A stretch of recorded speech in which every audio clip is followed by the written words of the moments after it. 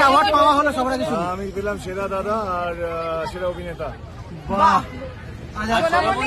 ওটা তো হ্যাট্রিক মেরেছে। হ্যাঁ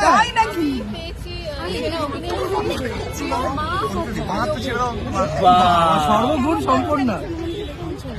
সুন্দর লাগছে, যেমন লাগে সোনার মতো লাগছে। আচ্ছা, প্রিয় বউয়ের একটা সম্মান পেয়েছে, তো কিরকম কি গল্প কি হচ্ছে শোনা যাচ্ছে আর শুনতে পাচ্ছি কিছু?